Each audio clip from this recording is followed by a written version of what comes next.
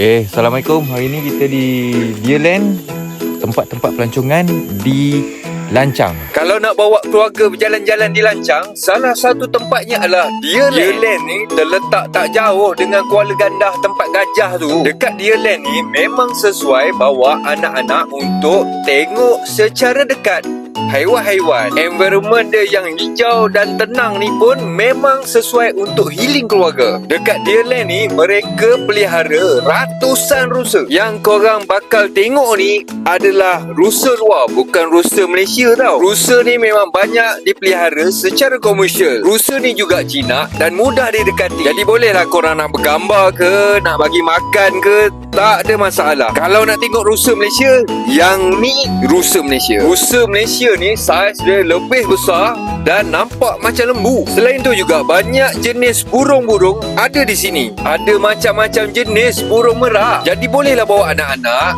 datang tengok haiwan-haiwan sambil belajar. Kalau letih berjalan, banyak tempat rehat disediakan dekat sini. Bolehlah duduk dulu. Kalau daripada Bandar Temerloh, kurang daripada 1 jam dah boleh sampai ke Deerland. Tiket pun murah, parking pun mudah. Boleh datang bawa keluarga ataupun dengan berkumpulan. Yang paling penting keselamatan. Keselamatan dekat sini semua terjamin sebab di setiap seksyen ada penjaganya.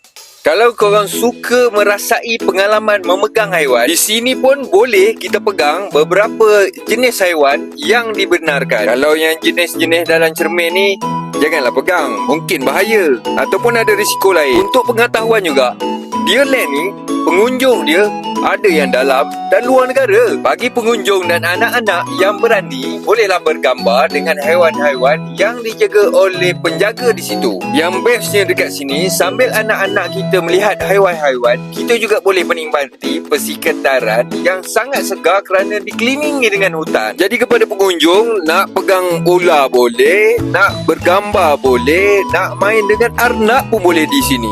Terdapat juga satu ruang untuk kita berehat, bersantai dengan keluarga sambil bermain dengan arnab di dalam satu kawasan yang telah pun dipagar. Janganlah risau, arnab tu takkan lari keluar punya.